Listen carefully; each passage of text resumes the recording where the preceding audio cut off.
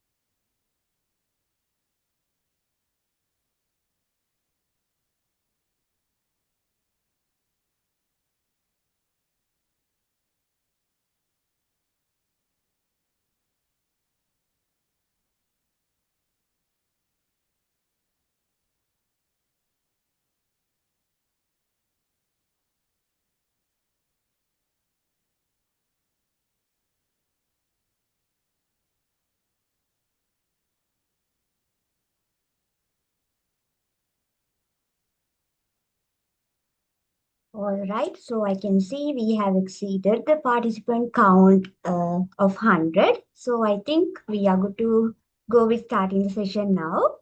So, a very good evening to all of you. So, a very warm welcome to each and every one of you joining us today. So, I am Dilrukshi Sirivardhanan and I am truly delighted to be your moderator for this evening. So, we are incredibly grateful to have you all here today, and we sincerely thank the organizers, the Section E3 Computer Science of SLAS, the Sri Lanka Association for the Advancement of Science, IEEE's Computer Society Sri Lanka's chapter, and the IFS for making this valuable event possible. So before we begin with the session today, so let me give you a quick reminder about some housekeeping guidelines. So the first one is please keep your microphones muted during the session to avoid any interruptions. So if you have any questions to be forwarded to our guest speaker today, so please drop them in the Zoom chat and we will be addressing them in the Q&A session towards the end of the session. And most importantly, please refrain from typing or drawing irrelevant content on the screen. So now it is my absolute pleasure to introduce today's distinguished guest speaker, Ms. Vyomi Ranasinghe, the Principal Product Manager, Technology at the IFS Research and Development. Ms. Vyomi is a multidimensional product leader based in the IFS flagship Colombo Center. She plays a key role in shaping global product strategy, collaborating with experts around the world to deliver innovative and human-centered technology solutions. Her career is rooted in the UX design developed through program and operational management and sharpened by deep expertise in enterprise software engineering. Miss Wyoming has led cross-functional teams across continents and has helped build AI-powered capabilities trusted by over 10,000 organizations worldwide. She is a true champion of ethical AI, accessibility, and outcome-driven design, constantly proving the delightful user experience can also drive measurable business impacts. So, whether she's mentoring future tech leaders, sketching new agent driven workflows, or crafting product roadmaps, Ms. Wyoming's North Star remain unchanged to build inclusive and empowering technology. So, let's give a very warm welcome to Ms. Wyoming Ranasinghe. The session is now yours, Ms. Wyoming. Okay, hello everyone. I hope everyone can hear me now. Can I get a confirmation that you can hear me? Yes, Ms. Wyoming, we can Okay, hear you perfect. clearly. Perfect. So good evening, everyone. My name is Wyoming, and I'm really excited to spend the next 2 hours with you exploring what it truly means to grow in the IT industry. So let's start by making this session a bit interactive. I'd love it if you could pop in the chat and share one word that comes to mind when you think about an IT career. Just one word. There's no wrong answers. Just think about what is it that pops into your mind. And while you're doing that, let me tell you a bit about myself. So my journey in tech didn't begin with like a fixed career title or a 5-year plan. It started with curiosity.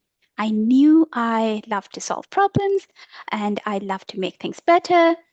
And 21 years ago, when I joined IFS as a software engineer, I didn't know what UX was. I didn't know if there was such a thing as product strategy. But today, as a product manager, I am setting the vision and setting the roadmap and the strategy towards the experience of our product. So, Dirukshi, do we have inputs on the topics that we had, the question that I asked? Yeah, some answers are coming up. So the Uh-huh. answers are programming, API, coding, skills, software engineering, apps, software engineering, problem solving. Yeah, these are the answers. So that's a wide range of words that explains quite a bit about our products or the IT industry and the volatility of it. I also have asked this question before, and I've heard things around stress and failure as well. And that is the IT industry, and that's what makes it exciting. It comes with its ups and downs, but it is so much of opportunity to bring value. So if I say a little bit about where I kind of started working, it was an IFSC, and that IFS is a product-based company that caters for enterprises. There are enterprise asset management, there's enterprise resource planning, service management, and field service management. And now you're going to hear a lot of little jargon words. And this is around aerospace, construction, utility, manufacturing. So I mean, I can go on about how IFS operates. And 21 years ago, when I entered the field, I walked into rooms and meetings where everyone else was speaking this language and terminology that I hadn't really heard in my university. So it was very intimidating. I remember thinking, am I in the right place? Am I in the right job? That was my first brush of this imposter syndrome. But over time, with the support of my colleagues and my mentors, I picked up the context in which my organization in the IT industry operates. I learned to reframe my doubts, stop asking, do I fit in? And start reframing it to say, what is the differentiation or value I can bring in to the conversation? And that mind shift changed the way everything worked. I'm here today not to lecture you, but share ideas, a bit of stories, and reflections that might help you to shape your own path. Because growth in IT is not just about learning the latest language or the tools, but it's about knowing yourself, adapting to change, and building meaningful relationships. So thank you for the questions. Thank you for answering the questions. So as I said before, the IT industry is exciting, unpredictable, and sometimes overwhelming, but it's also full of possibilities. So let's dive in and make the next 2 hours worth your while. Now, in this session, I will have different sections, and each section I will share a few books that relate to that topic. And I'm going to take that time to take a little pause as well. And you are welcome to take note of any of the content that is being shared. Let's jump into the agenda. So today we started with the introduction. We're going to go into understanding the landscape. We're going to start identifying you. We're going to learn to learn and then talk about mentorship and community skills that will truly matter to excel, navigate. We're going to talk about a little bit of navigate into challenges and failure. And we're going to touch briefly on personal branding. And then we'll wrap things up and open the floor for questions. So let's start with understanding the landscape which the IT industry is today. So in Sri Lanka, so according to SLASCOM, we have the service exports from January to June is now around 8 billion, and the IT and BP alone earns about 764 million, and that is 11% increase year on year. So we're heading to a positive trend. If we take it from a global perspective, this year alone, the big tech companies have spent over 155 billion on AI, and I've heard it being compared to the budget of a country's education.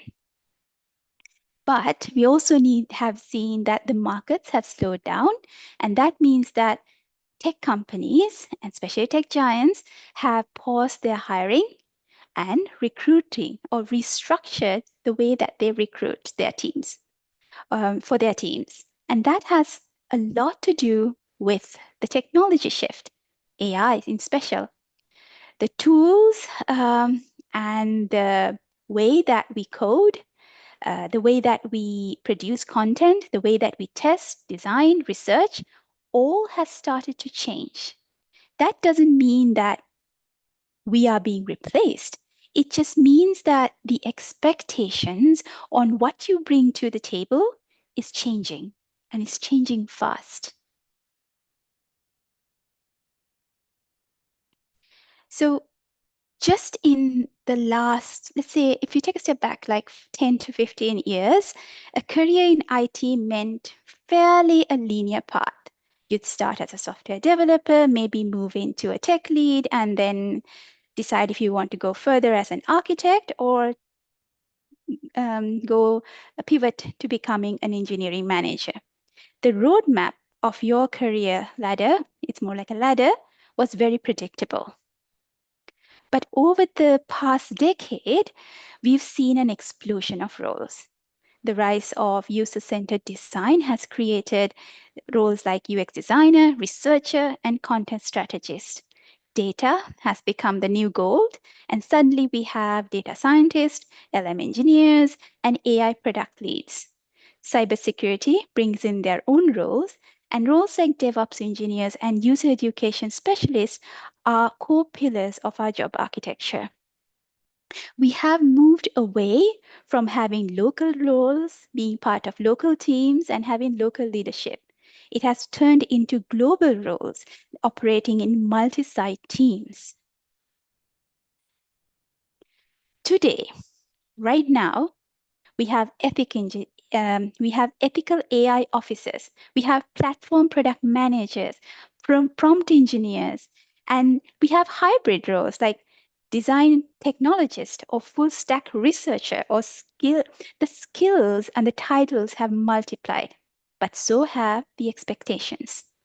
And with AI, things are going to continue to shift. So I don't mean to scare you with all this information. It's just I'm trying to set you on context. The industry doesn't operate like a ladder anymore. It's more like a jungle gym. You can go sideways, diagonally, or backwards, but you can still grow. I worked with designers who have become operational managers, developers who have become program managers, and people who have started as tech writers becoming software engineers and tech leads. That's the way that the industry is today. I myself started as a software engineer, and my passion towards bringing design and experience took me to a business systems role. My passion towards managing teams took me to a line manager or operational manager role. My passion towards driving value took me to a program management. And then the passion towards or interest towards setting the product vision and strategy took me to product management. So I have also not taken that straight ladder path, but actually gone in that jungle gym. So today in the tech industry, growth isn't about climbing up a ladder. It's about expanding out, adopting, experimenting, and discovering where your skills and your passion meets. So if you ever felt confused and uncertain or overwhelmed about where you fit in, know that it's totally normal. The industry is changing too. So the best thing that you can do is stay curious and adaptable. The map is being drawn all the time, and you get to shape it.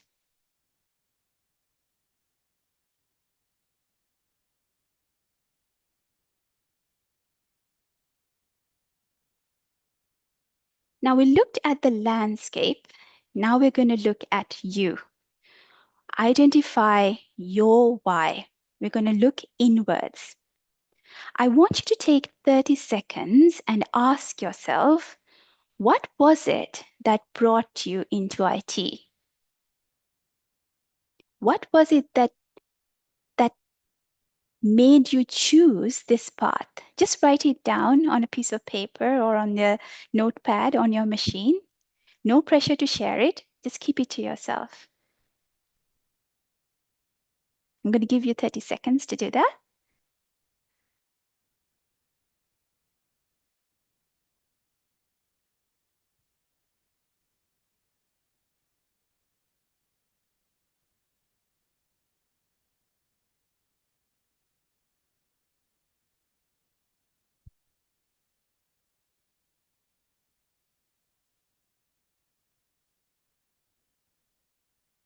Okay, now here's another question.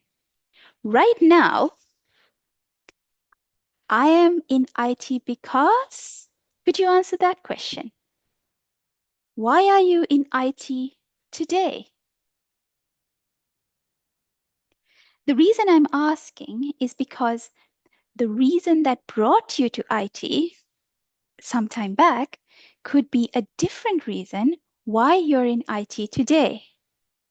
It could be because of creativity, career growth, income, curiosity, or the impact that you can make. You can choose multiple reasons, but be honest of what it is meant for you. And the difference, and if there is a difference from what brought you to IT towards what's keeping you in IT, that is normal. I have changed my own reason for IT many, many times.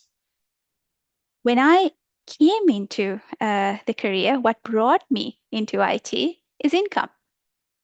And when I say that, I've seen people's eyes kind of raising. What I mean by income is I wanted financial independence. And that was something that I treasured or valued at that time. But while in the IT industry, my why turned into curiosity and then into creativity. Then it shifted to career growth. And today, I would say it's impact. So your why will continue to change. Why it's important to keep and check it time to time is because it is a compass. You need to keep track of why you're in it to find your way towards joy. Sometimes your why will change, and that is not a failure, it's actually a growth. Maybe you started IT for its stability, and then you wanted creativity. Or maybe you started with curiosity, and today it's leading you and opening doors in all the new AI technologies. This is normal. So what I ask you is to revisit these questions again in 6 months, in an year. Keep a pulse of your why. Be aware of how it changes. And that's exactly the point of navigating your growth.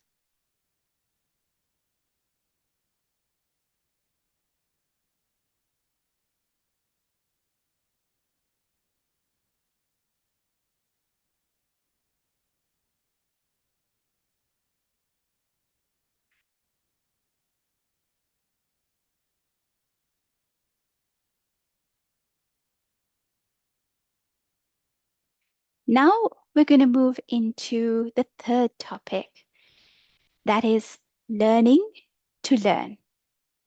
On the first day at my university, we were all brought into this lecture hall. There was Dr. Damit and Dr. Ruwan in the front, and they gave us a big lecture about university life. I don't remember a word they said, but I do remember one thing that they said. They said, in university, we are not going to be learning information. We're not going to be learning facts. We're going to be learning how to learn. And that message has stuck with me and seeded into having a growth mindset. Now, we've all heard this term about having a growth mindset. Sorry. Okay. Having a growth mindset. And that's what I'm guessing has brought you into this session as well, because you want to learn how to grow. But let's be honest, today, staying up to date with the latest tech feels like trying to drink from a fire hose. One week it's going to be about React, next it's going to be Figma, it's going to be a new LLM tool, it's going to be a Perplexity browser. It is so overwhelming. But here's the thing, you don't need to master everything, but you do need a system to stay up to date. So you have to make it a habit to learn. My technique of keeping up to date, I call it the 30-minute curiosity window. So every day, I set a time and learn one thing, one small thing. It could be a tutorial, it could be a short video, it could be an article. I set the timer and move on. So it's consistency in place of cramming information. I remember in my early career, when those education sites put those $59, $150 courses into $19 sales, you go and buy 5, 6, 7 courses. Has anyone done that? You can give a thumbs up if you have. I've ended up buying lots of those kind of courses. And what I realized is I never finished them. So learn to learn about pacing. It's very important when you're learning to pace and not to pressure yourself to consume everything. Again, consistency beats cramming.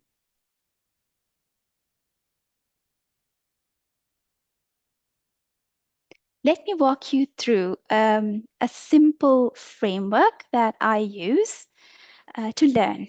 It's called Learn, Reflect, and Apply. These 3 steps have helped me to choose what I learn. So it goes like this. You learn, you pick a focus topic. You're not going to choose a tool or a concept. For example, you're not going to say that I'm going to learn how to use Figma. You're going to say, I want to learn how to do a persona. How can a persona influence product design? So there has to be a focus on it. Once you've learned, you are going to reflect. You're going to think about what was surprising to me? What did I not understand? What don't I agree? And you're going to take that ideas and questions and maybe talk to a colleague about it. And this will help you to internalize that content. And then you're going to apply. Use it to the next project. You're going to apply your learning on your next task or project. Even if it's a small thing, like suggesting a UX improvement or automating a workflow. When you start to learn things that you reflect and then apply, you will start to be very selective on learning what matters the most. So rather than taking 5 courses on the same time, you're going to choose the content that improves you the most. Today, there is so many things to learn. It can become overwhelming and to keep up to date. But having the curiosity, consistency, and courage to test what you learn is going to be the future-proof skill. It's not about knowing all the answers, but knowing how to find them.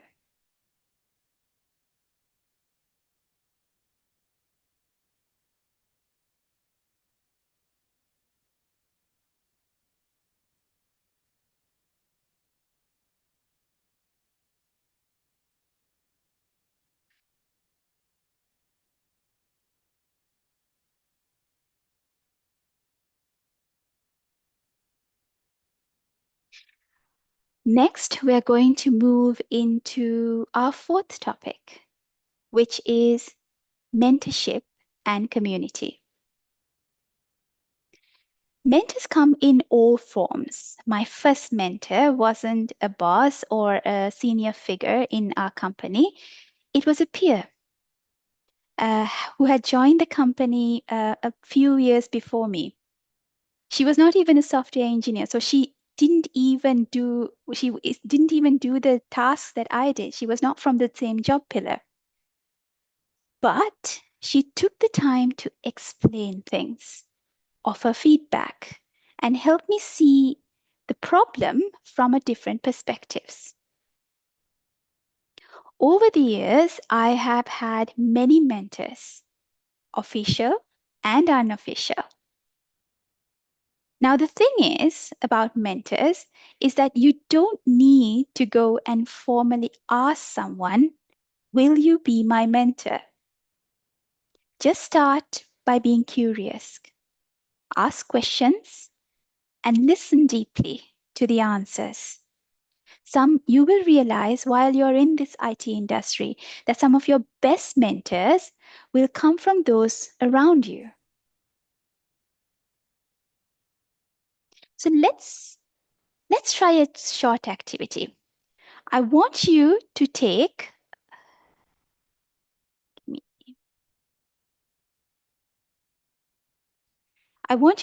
a minute and draft a simple message on a notepad or a paper, a message you could send to someone who you admire professionally.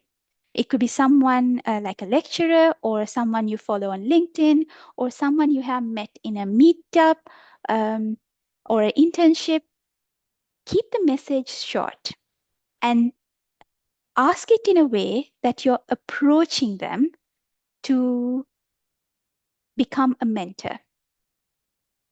Try it out. Just write it down. I'm going to give you, say, 30 seconds to write it down.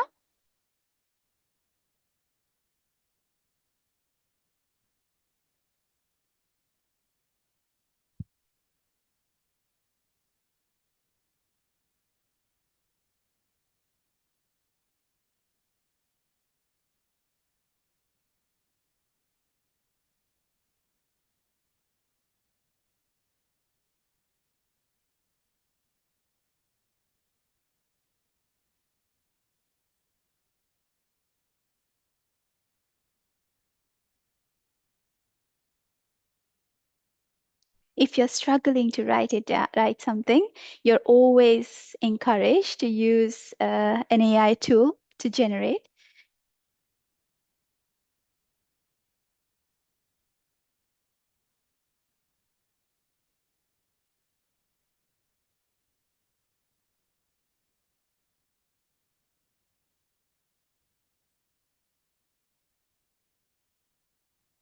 Okay, here's an example. I invite you to read through it.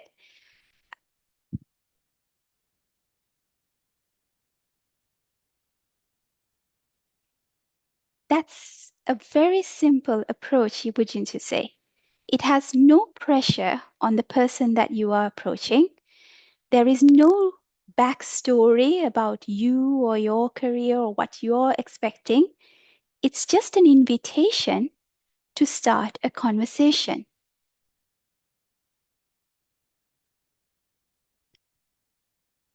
So you'd be surprised just how many people are willing to share their insights with you when you approach sincerely.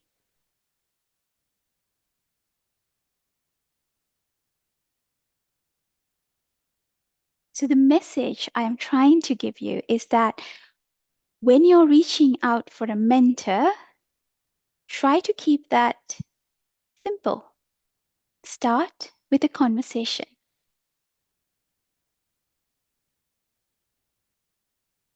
And beyond the mentor, it's about building your community.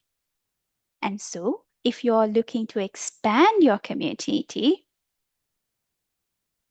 look into places like LinkedIn, where you can follow professionals and engage with their posts. Look in Medium. It's a great way to read articles and publish your own. Discord communities and Slack communities have groups of your own different pillars that you are interested in. And then I highly recommend to joining into online or in-person meetups, because in those places, the crowd is willing to engage a little bit more than you might get from a LinkedIn engagement. So discover your mentors as well as build your community. Remember, you grow faster when you grow with others. So build your tribe early. So sometimes we don't approach people or don't ask questions from people thinking that I'm not ready. I haven't reached this level, or I haven't, my question, I don't think I have the right questions. Don't wait until you feel that it's the right time. Reach out. Reach out today.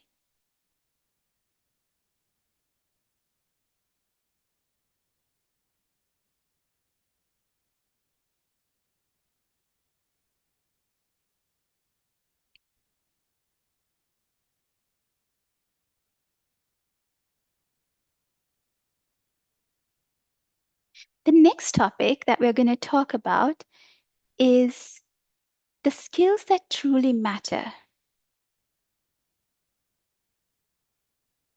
Now, we all need to learn our technical skills. They are the ticket that gets you in. But human skills help you to stay and thrive. In the past, maybe 15 years back or 10 years back, the person with the best coding capability often got promoted. Today, it's the skills plus the one who can collaborate, align across teams, and communicate clearly that gets noticed and promoted. And notice I said plus. It's not one or the other, it's both. So your hard skills are your coding languages, your architectural skills, your prototyping tools, database knowledge, cloud architecture. These are technical skills that you can learn and it can be measured. But there is also the human skills, empathy, storytelling, conflict resolution, listening. These are often invisible, but deeply felt. Let me give you an example. So some years back, we had this team, and there were two developers who could not agree on a solution, but one of them was just brilliant technical solution, and the technical solutions they brought were that person brought was just brilliant. He thought of everything, but he was also not listening to his team's input. The second developer was not that skilled, but he knew how to translate a problem across the team. He knew how to include the whole team, even the QA and the UX. And later onwards, the second person developed into the trust of being able to lead the tasks, lead the activities and the projects. Not because he was the best coder, but because he knew how to engage with others. And this human skill isn't just for leading. Even as an intern or a junior developer, you stand out by being the person who brings calm, clarity, compassion into a meeting. Yes, you need to master your tools, your hard skills, but also learn to read the room. Learn to write clear messages. Learn how to ask good questions. Because the future of work in IT will reward the ones who can not only build great things, but can bring the rest of the team along while doing that.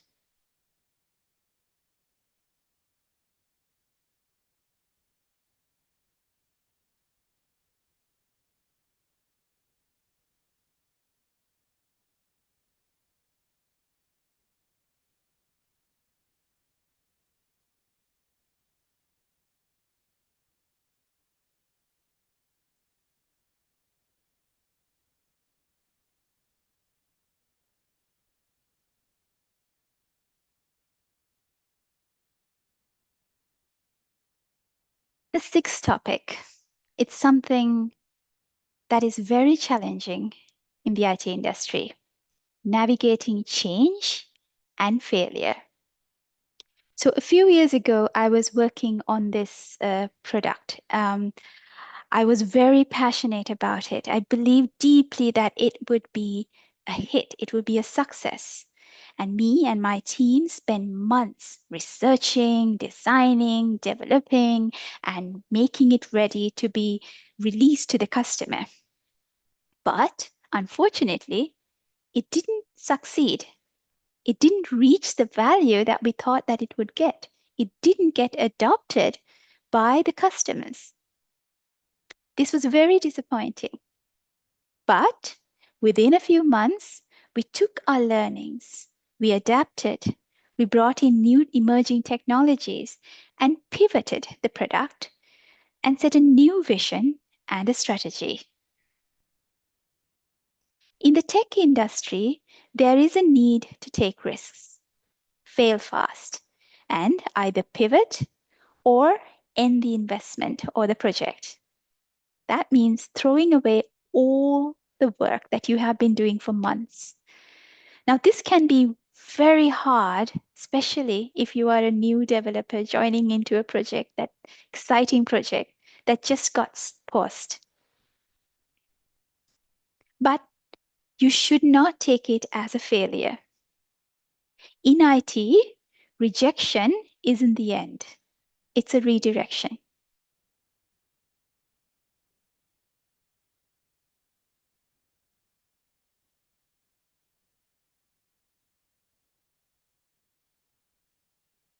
In IT, change is not the exception, it's normal. Think about what has happened in just the last few years. Entire tech stacks have been shifted. We moved from on-prem solutions to cloud-first environments. Front end has changed faster than fashion trends. And of course, one of the biggest shifts has been remote work. Entire industries had to rewrite the team collaboration overnight. How do we do team collaboration? For some, it created freedom, and for others, it brought new challenges, isolation, blurred work-life balance, and burnout. But those who adapted with empathy and structure came out strong. Consider the wave of AI that is happening right now. Some roles are being reshaped entirely. Job titles are like prompt engineer and AI ethicist didn't even exist a few years back, and now they are in demand. Constant change can feel scary, but it's full of opportunity. Every change brings a chance for us to learn, reposition, and grow. Failure, layoffs, tech pivots, they are part of the IT journey. Your job is not to avoid change, it's to build the mindset and the network that will help you move through it.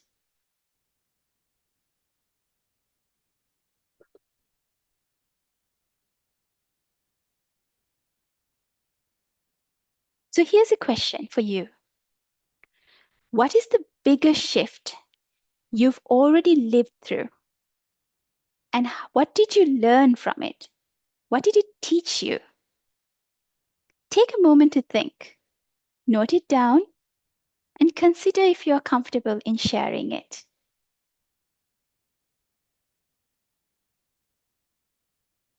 The reason I tell you to reflect on it is because these stories or these lessons are what is going to shape your growth.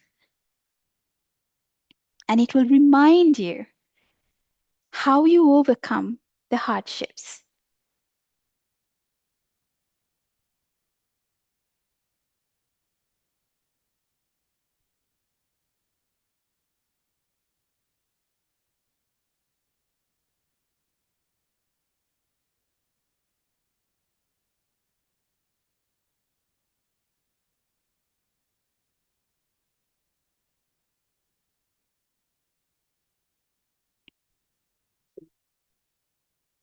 that brings us to the last topic of our session. And I know you have had a session earlier on personal branding, but it closer loops on this range of the topic. And that's your personal branding. Your personal branding isn't just your resume. It's your digital fingerprint. When I started posting my reflections on LinkedIn, it was my way of voicing my perspective on topics that I was interested or moved me. I didn't assume to gain a big audience or a following. But 6 weeks later, after starting, a VP in the organization reached out to me. He said, I loved your post on, I think it was product design. Would you like to join a panel? That single share post opened a door that I haven't even knocked on. Now I've seen the reverse of this as well. Brilliant designer that I coached some time back struggled to get a job. What we did was we Googled his name, and guess what we found as the first page? It was an old rant about a gaming forum that he had put on a gaming forum. Now, once he worked on replacing that content with a public portfolio and some Medium articles, recruiters actually started to call back. Your search result tells a story whether you're the right person or not. So here's an exercise for you to do right now. Open a browser and type in your name.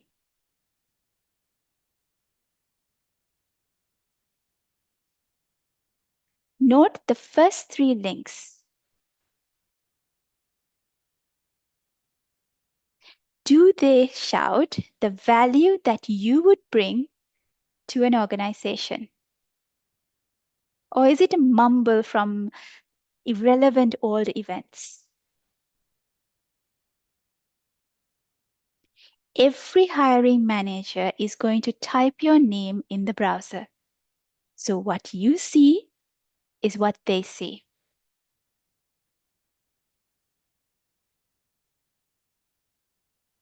So how do we improve our digital presence? I know you have had the session around personal branding, but here's a refresher from the 5 C's of personal branding. Clarity. Know exactly what value you offer and to whom.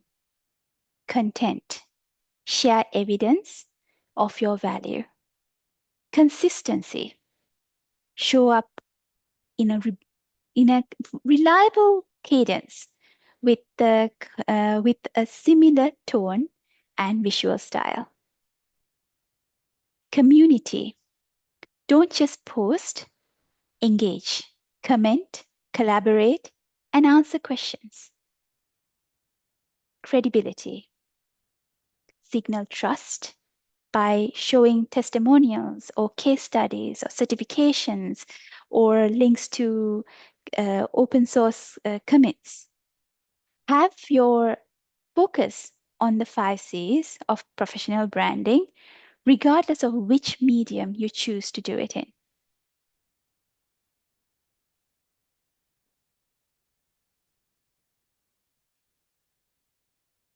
Your personal branding is more than your online recipe. It's the ongoing narrative of your work, value, and credibility. In today's interconnected IT industry, recruiters, collaborators, and clients often meet you through your digital presence. A strong brand opens doors and opportunities that you may not even know that exist. A weak or inconsistent brand can quietly close them.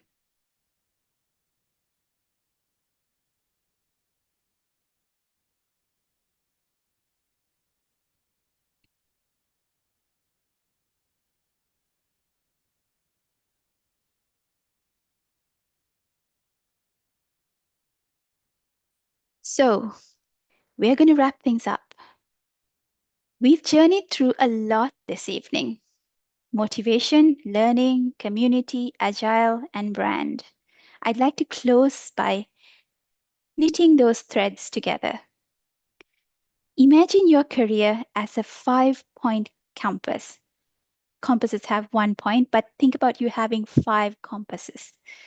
The first one points to the why, your purpose. The second one is the how, your learning, your understanding and skills. The third one is the who, the mentors, your community, your allies, the people who work beside you. The fourth is the change, the wins that test your sales, the changes that happen in the industry, the technology, the things that challenge you. The fifth is your brand. That's the flag you fly so that the world can find you. When all these 5 compasses align, you know which way is forward, even when the map keeps changing. So let's reflect. Glance back over the last 2 hours and let me know what really resonated with you. Maybe it was the jungle gym. Maybe it was the career map. Maybe it was the 30-minute career curiosity window. Or maybe it was the courage to message your future mentor. I would really appreciate to hear what really resonated with you today in this session. I'll give you 10 seconds.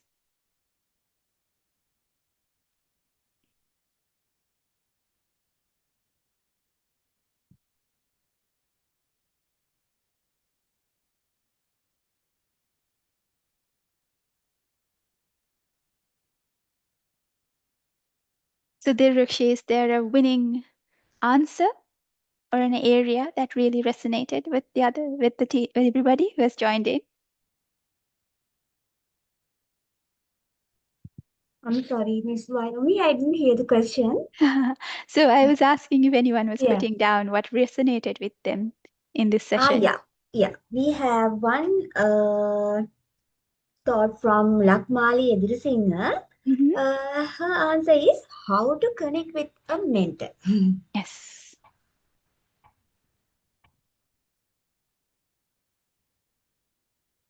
Any more answers?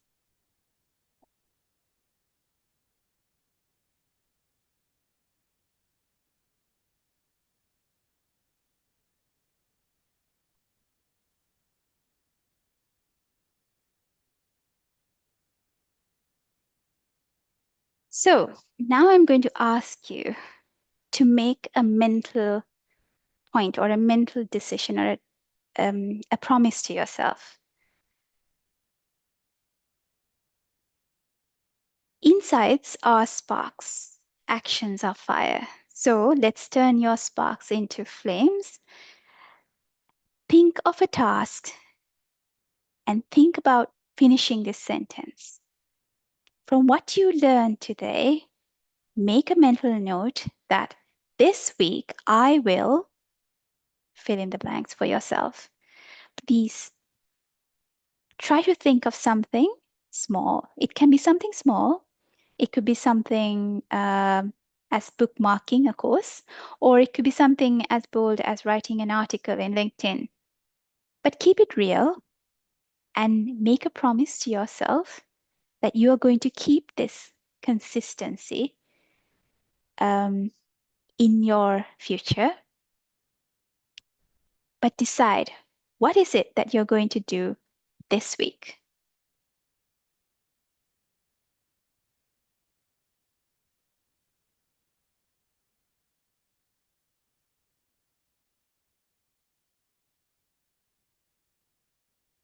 Okay.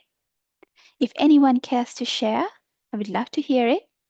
But while we do that, I think we can also move into any questions we have from the audience. Yes, Miss Wyoming, we have one answer from Bandara. The Mhm. answer is learn React Native. Wonderful.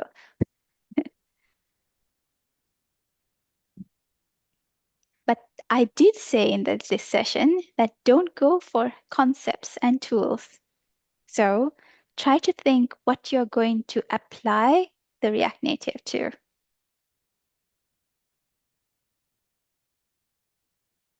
We have another answer, Mhm. writing a blog as a blogger. Wonderful.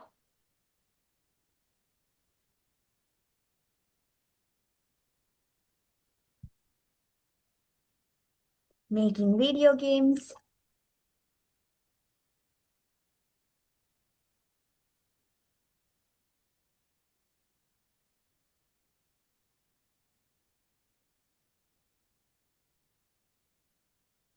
So we've opened the floor for questions as well. So I'm happy to answer if you have any questions on the topics of today.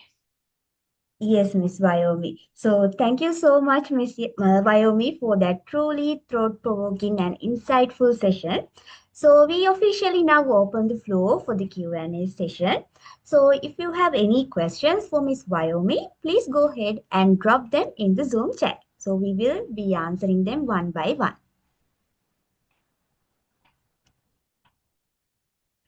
Yes, so we are keep on getting some questions, Miss Wyoming. So Mhm. the first question is, dear madam, can you please tell what are the professional platforms that we can join to improve our digital presence other than LinkedIn?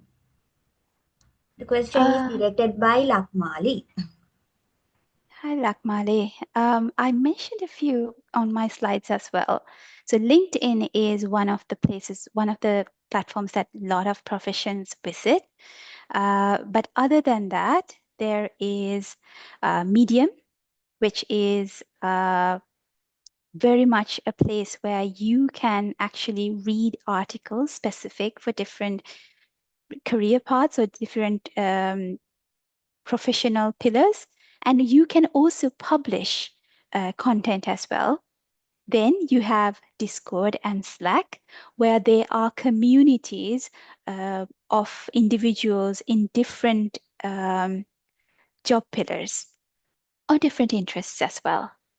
And then it also goes into being or joining into these meetups where people of the same thinking or people who are interested on the same topics join together, and even hackathons also as a good medium.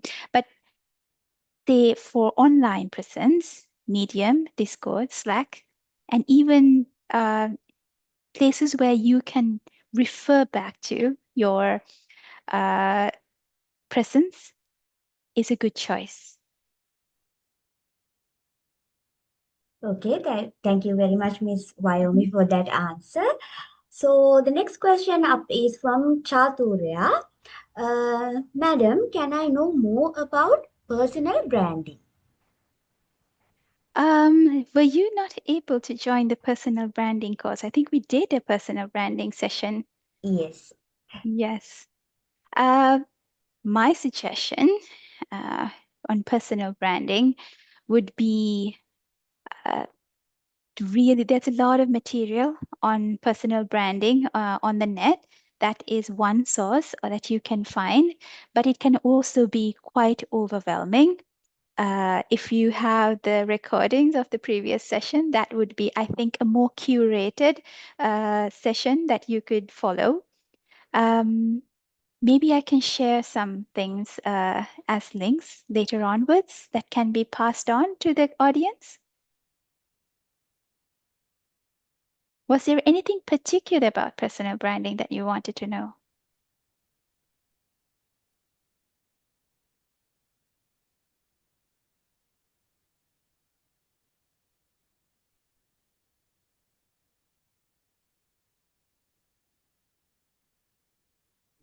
Okay, while Chaturya is typing her thoughts, let's move to the next question from Tarindu Abesingam, Miss Wyoming. Mhm. He says, good evening, madam. When applying for internships, is Mhm. it advisable to apply to well-known companies first, or should I start with smaller companies? What are the key differences between the two approaches? I would say it's not the size of the company, it's what the company does that should appeal to you. Your internship is a means to understanding how the industry works. It's an experience, it's a first-hand experience. From an organization perspective, it is also might be a very long interview where we see candidates and how they perform as well.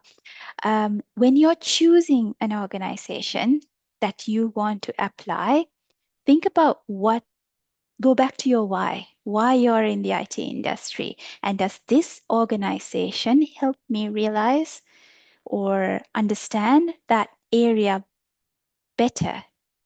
So it's not the size of the organization, it is more of what is it that you are looking for to gain in your um, in that time that you're spending as an intern.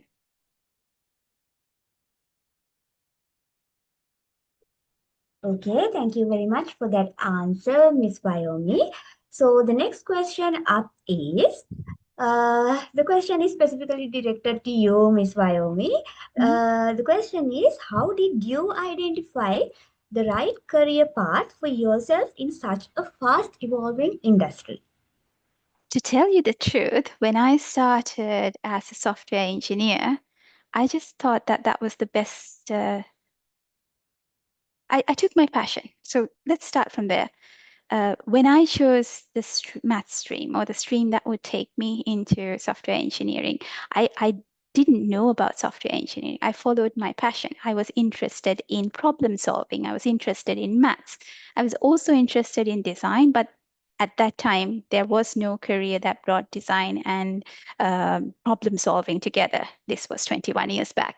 But throughout my career has been that I have been listening to what my interests are and what brings me joy. And I have been fortunate enough for joining IFS, which has enabled me to branch or to discover my calling or where I find joy and where I believe that I can add value. So there is a part about what career opportunities are available and being mindful or being observant on what paths that you can take. But there is also that internal part where you have to also uh, listen to your passions and see where you map in as well. Now, here is the thing. Every job has its good parts that you would really, really like, and every job has some parts that you might not like. So you will never find this perfect job, but you will find a place where you feel you're valued as well as you are able to contribute and enjoy. So just because you start in one path, there is nothing stopping you from going through that jungle gym and discovering where you actually truly belong. Thank you for that nice answer, Miss Vyomi. So the next question is also from Bandar. It Mhm. is a long question. So Okay. he says, Good evening, madam. I know that it is really essential for making and grow our network in the industry. But my Mhm. question is, the IT industry, is it for people like often socialized, talkative, and eager to do parties with others? Mhm. Or can someone a bit silent and introvert personally survive and keep growing with the passion for IT and technology? Yes, that would be the answer. Even though the question is, I myself is an introvert. I am not a party person. I might not be a very talkative person, even though I do talk to you right now. It's a bit about even though you are a very quiet person, and even though you are an introvert and you like to work a little alone, there is a certain amount of that you have to be comfortable with communicating. It's different from talking all the time. There is a part about engaging and collaborating, which is different from being very loud. So when we um, when we progress in our careers, there are certain things that we need to get comfortable doing, but that shouldn't conflict with your own personality. So what we are talking is your personality versus getting the job done. So don't think that because of your personality, you can't reach the tops of the career ladder that you intend to go to. It's just that you have to train yourself or push yourselves to do some things that you might find uncomfortable in the beginning, but you will get comfortable as you are practicing it. Yeah, thank you for that really interesting answer, Miss Viomi. So we have a comment from Sevandi Chaturika. She says, thanks a lot. These sessions were really important and interesting. Thank you so much for that wonderful comment, Sevandi. So the next Yeah. question is, so the question is, if you had the chance to start your career over again, Mhm. what would you do differently and why? Like any other skills or Oh, technology you wished you learned earlier or something you regret? okay, that's a very, very interesting question. I guess I would have done a lot of things differently had I known what I know now. But given the fact that I started 21 years ago, and if I had to restart again 21 years ago, or have to restart again now, the answers and the direction will be quite different because it has changed. And even if I start now, because there is so much change in the technology and the way the business is operating and how things are changing, you can never say that this is the path that I'm going to say that. So you could have your goals of what you want to do and where you want to be at this moment, but you have to be very aware that the shift of change. And AI now, I think it's going to change a lot of things. And that's not something for us to be scared of. It's just for us to be aware of and be prepared for. So I think if I started the career from start, there's a lot of things that I've learned over the years. There's mistakes I've made, the wrong conclusions that I have made that I would have not done if I had known what I know today. But if I was starting again, I'm sure I would have made other mistakes and other paths and other turns that I would have not discovered today. So I would rather look forward to what is to come rather than thinking of what I could have done. All right, thank you so much for sharing your experiences with us, Miss Viomi. So we have another question from Tarindu Abesingha. He says, "Hello again, madam. What are Hello. the most challenging soft skills we need to develop or apply during an internship?" And he has another question. I hope it's okay if I continue with that, Miss Mhm. Viomi. Yes, Yeah. yes. So the second part is, what approaches would you suggest effectively to adapt to such unfamiliar environments and gain valuable insights? Okay. So when it comes to challenging skills, I think that's very, very personal. Because when we take an individual, that person has a different personality, that person has a different set of skills, they have different passions and different aspirations. So, what is challenging to one person might be very different for another person. One person might be really good at deep thinking, whereas other person might be really good at creativity. So, challenge comes um, when you try to bring diverse set of people and get them to be collaborative. So if I say rather than the challenging part, I would say the most valuable part in internship would be your collaboration skills as well as how you go about on your curiosity and how you have grit and determination to get the most out of it. The second question, Direkshi, could you refresh me on that, what that was? Yeah, sure, Miss Viomi. So the second part of the question is, what approaches would you suggest effectively to adapt to such unfamiliar environments Yes. and gain valuable insights? So that is a little bit of where I taught about your mentors and community. So the previous question talked about introversions, which is meaning that you are not very social and you would like to be quiet.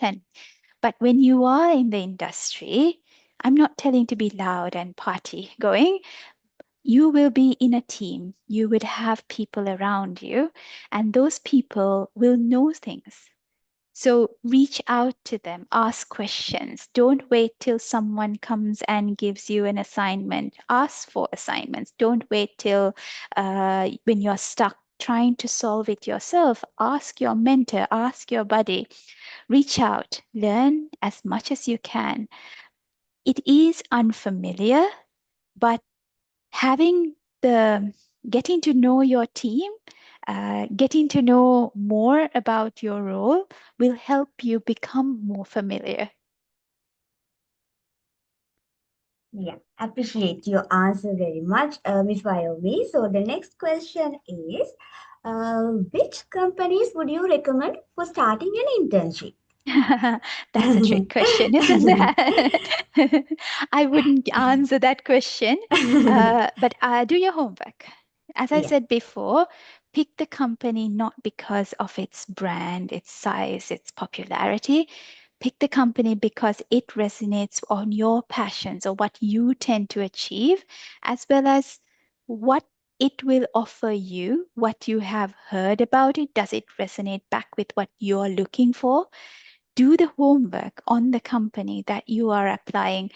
And as I said, it's all every person is different. So what you're striving for, what you're looking for, what brings you joy, what will bring you fulfillment is different.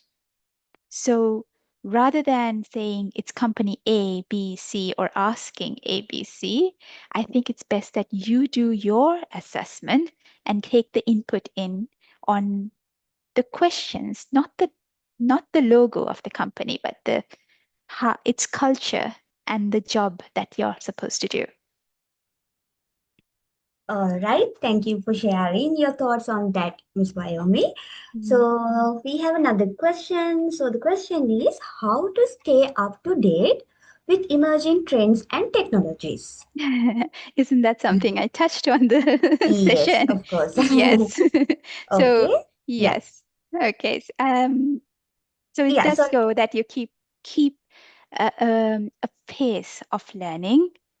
And one part is making sure that you do continue to plan your learning, that you put in the time. Because if you say, okay, I'm going to do this course, 5 courses, rather than taking a big cramping, big task, break it into small parts and make it into a habit of learning. And that's that 30-minute window. And the other part is about uh, reflecting on what you learn as well as applying it. okay. So moving on to the next question. It's a comment actually for you, Miss Viomi. Mhm. I hope I'm pronouncing your name correctly, San Holmes. So the comment is, good evening, madam. Just the way you look into the world and how you approach each and single thing made this program really interesting. Thank you a lot, madam. We really appreciate it. That's the Thank comment from you. San Holmes. I'm sorry Thank you if I'm so much. mispronouncing your name. Yeah, so we have another question Mhm. uh, from Bandar again. So the question is, in terms of mentors, Mhm. how do we find a professional? Uh, I hope it's a professional person that fits to us For most IT professionals, which shows busy life, how to Mhm. step up for getting to know at first time with a professional person to gain valuable lessons and knowledge. Well, the easiest way to do that is, as I said, in meetups or meeting people. Because when you, if you approach a person through LinkedIn, yes, they will answer you when they come to LinkedIn, and your request will be among 1,000 other requests that have come in. So it might be a little harder to engage with someone, but people are always willing to link and help questions. But when it comes to the other end of it, of meetups or hackathons or your internship, that's when you have the opportunity to speak to people face to face. And at that point, especially on a meetup, people are there to network, and then they are there to open up. So engaging with someone and discovering interest or expressing your interest is much more easier than maybe sending a comment on LinkedIn. So I would suggest you to try to find more opportunities to talk to the person face to face. But I know in today's world and the remote work, that is a little quite challenging. Um, if you can't contact the exact person that you're trying to contact, try who are they working with. Try to see if there are someone who is less busy but might be getting that influence of that person that you could connect with first. So build your egg. So it's don't put all your eggs on one basket. Try different people. All right. Mhm. So moving on to the next question from Nasha. I think we have quite answered this question to some extent before, Mhm. but somehow I'll ask it if, in case you have something to add, Miss Viomi. Thank So the you. Yes. question is it more important to follow personal passion or market trends when choosing an IT career path? Um, so personal passion. There is different things when you come to a job.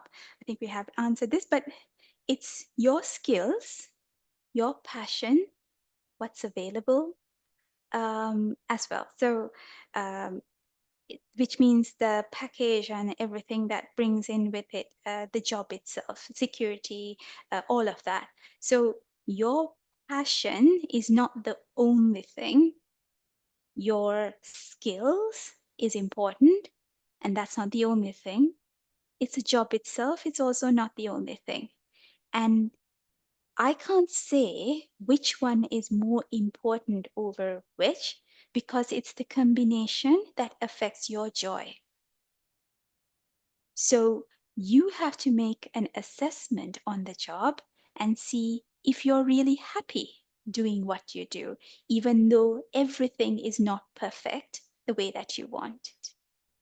But consider all three: your passion, your skills, and the job itself, and what that package brings.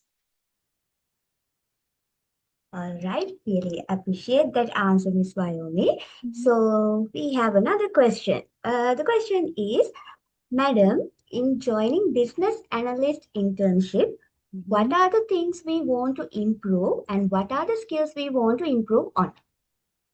So I think the question is what you need to have. The business analysts that we have taken, now we call them product specialists. I think we take that with, because our business analysts are um, people who are going to help us build the product for a particular business or an industry. We do look for people with that industry experience. We have also sometimes business analysts who start off as software engineers, understand the business, and then move into being a business system analyst as well. So, what we the expectation of the role is to be able to analyze the problems and understand the customer's perspective, you understand the business perspective, understand the value of the product what the product will bring by being implemented in the product, and give the guidance to that team on ensuring that that value is brought in.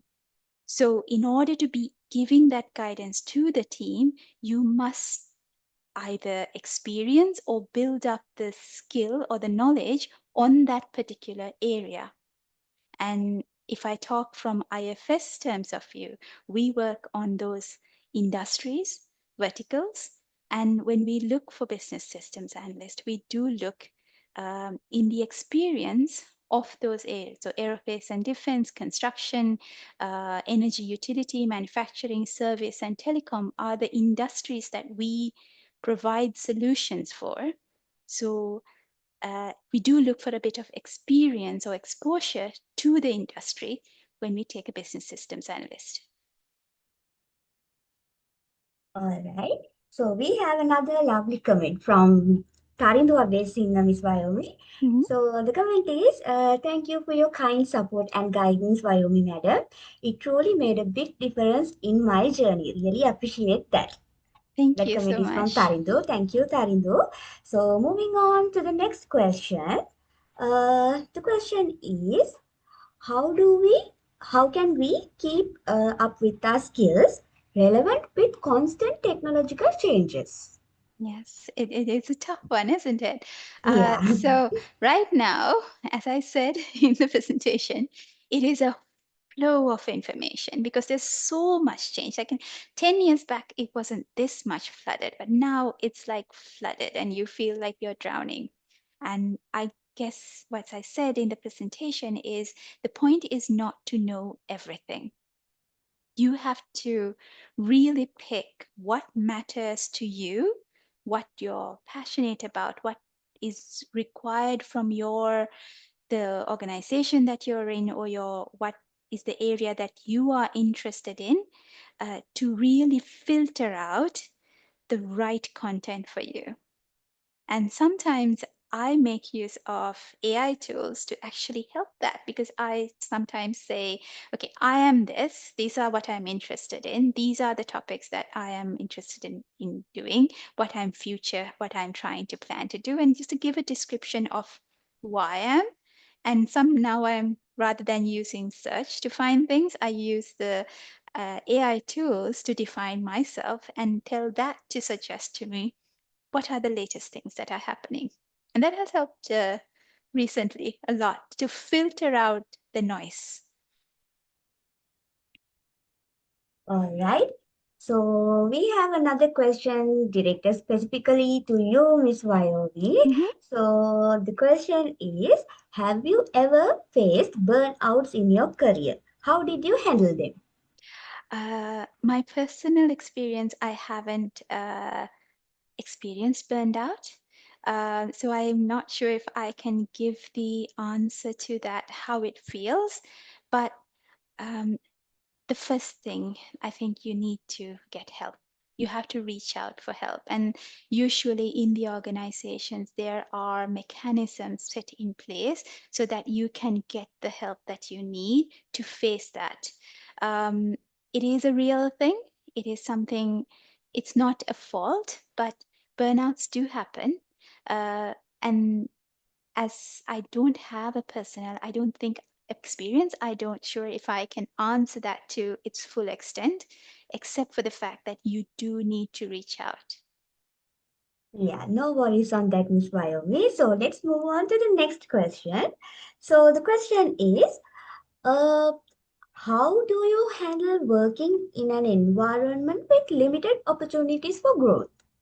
Oh, I Tricky think question. it's a tricky question. So, growth is defined by your own definition. If you feel that you are stuck, it could be two reasons. One is that there isn't opportunity in the organization, which means that you might need to think, is this the place for me? Or maybe it is not the career, or maybe there is other places in the organization that will give you that opportunity. The other reason could be just the market. Right now, there isn't much happening, so the company has slowed down. It could be saturation, that there is a lot of people to consider. So it heavily depends a lot on who you are and what you define as growth. It depends on what that organization that you are in has to offer. Um, and then it comes down to what are you going to do about it? So you have to take up a discussion. Primarily in an organization, it would be talking to your manager and seeing what are the opportunities that you have. And this is where I want to grow into. And I really think that that is the starting point. But you also need to drive your growth as well.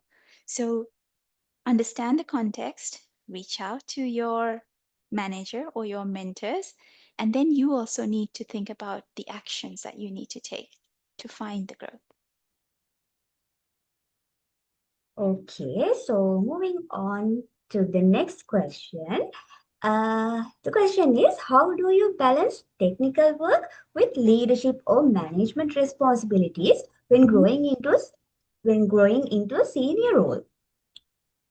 Technical work, and I'm guessing how the question is, how do you keep track of technology and hands-on work when you're growing into leadership? Because when you're growing into leadership, that is about you getting the jobs or guiding individuals. You take your job from being uh, different type. Let me take a step back. There are different types of leadership roles. Let me put that slide up.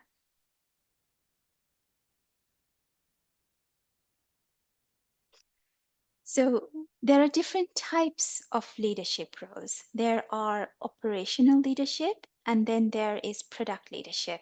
So product leadership with product management or program management is quite engaged with the product on the development and the implementation delivery parts. When it goes to operational leadership, you might take a different path. It's still very engaged with the product, but the focus is more on growing the organization, the individuals, the career growth and everything, growing the team and the organization. So when you, and then as your job pillar also goes from a non-prefix to senior to lead and then going into architects, those are also in a way leadership roles.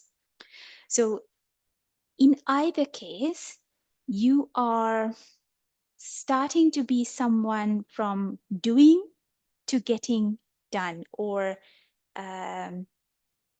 just say inspiring the work to be done. And that comes with you not being hands on the day-to-day work. But that doesn't mean you have to stop learning the new things. So what if I change the mindset here is that just because you were coding in, say, Angular right now, that doesn't mean Angular is going to be there in 2, 3, 5 years. It's going to be something else. It could be something other, maybe the way that we develop would be different. So while you're going up on the senior ladder, there's one part, yes, you will be hands off, but you will be very hands on with the people who are being hands on. So you do get that input. And then as a leader, you'll be looking ahead. What is the next thing to come? Which you might not have had time to if you were doing the hands-on day-to-day work. So there is a trade-off. It is a choice. We have people who have chosen not to take on people management and go on operational or their seeing career because they don't want to get hands off, and it's a choice. Okay, thank I you for hope that. I gave Really, the answer. yeah. It was confusing a little bit, I guess.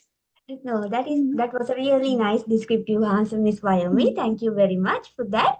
So we have another tricky and an interesting question. Mhm. The question is, can you predict the trends or technologies do you think will define the next decade of IT?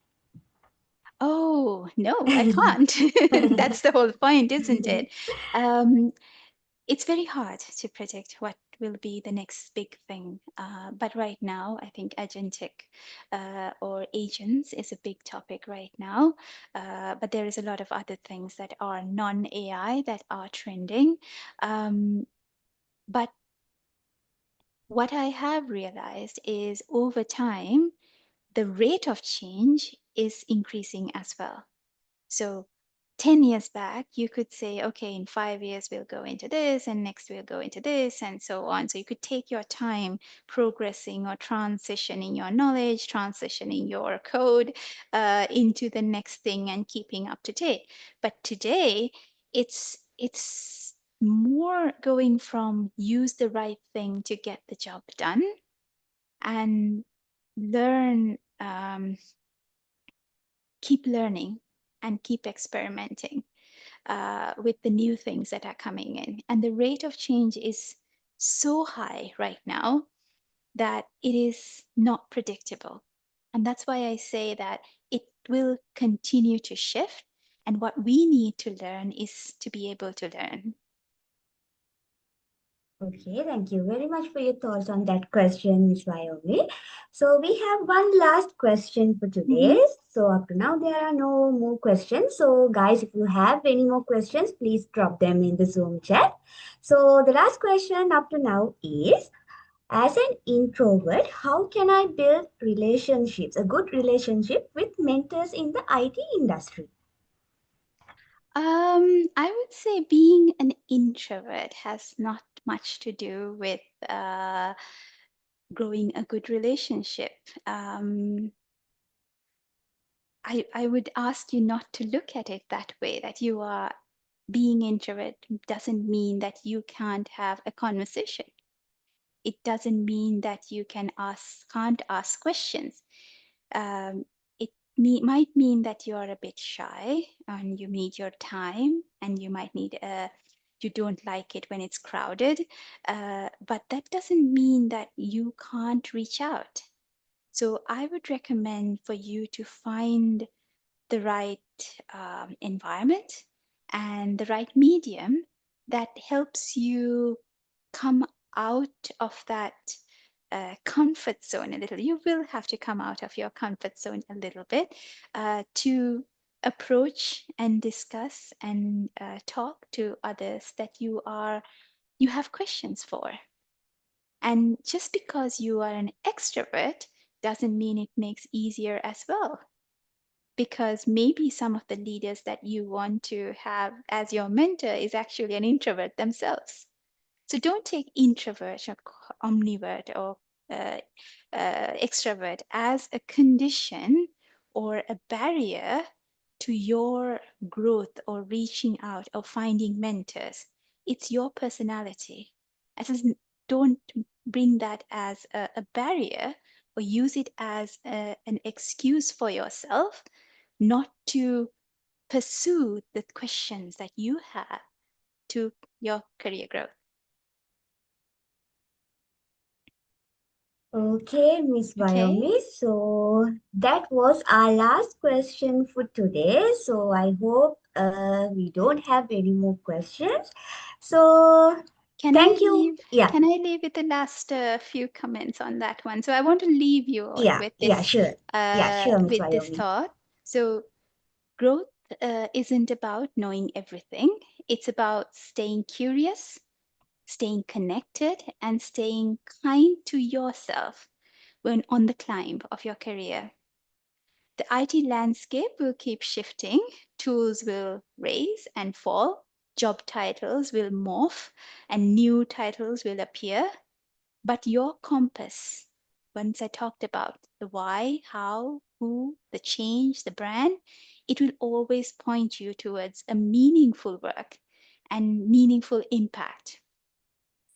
I want to thank you for investing this evening for your future. And I can't wait to see how each of you shape yourselves in that jungle gym of tech and your own authentic way. So in tech, tools will always change, but your ability to grow and adapt and connect is your real edge. I want to hope safe travels on your journey. And remember that the map is being redrawn every day and that you hold the pen to draw your path. Thank you. Okay, thank you very much for that comment, Miss Wyoming. So, thank you all for your thoughtful contributions, and a big thank you again for Miss Wyoming for answering each and every question so clearly and insightfully. So, I would like to request you, Miss Wyoming, to stop screen sharing from your end because Yes. we have something to share with you.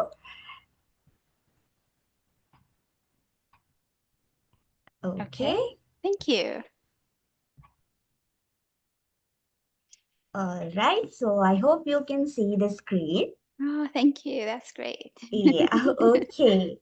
So let's then wind up the session for today. So, as we bring this session to a close, so I would like to express our deepest appreciation to Miss Wyoming Ranasinghe for taking your time to be with us today. Your journey, your insights, and your sincerity have truly inspired all of our participants today. So we can clearly see that from the comments as well that we received today. So thank you for showing us how personal growth and professional success can go hand in hand in the ever-changing tech world. So as a token of our gratitude, we would like to present you with this token of appreciation on behalf of the organizing committee and all our enthusiastic participants here today. Thank Thank you you. once again, Ms. Wyoming, for empowering us with the directions and inspirations to navigate our students' careers with clarity and confidence. And also, I would like to take this opportunity to thank our organizing team, the SLAS Section E3 Computer Science, IEEE Computer Science, Sri Lanka's chapter, and the IFS for putting together this incredible session. And of course, a heartfelt thank you to all of our participants who joined with us today.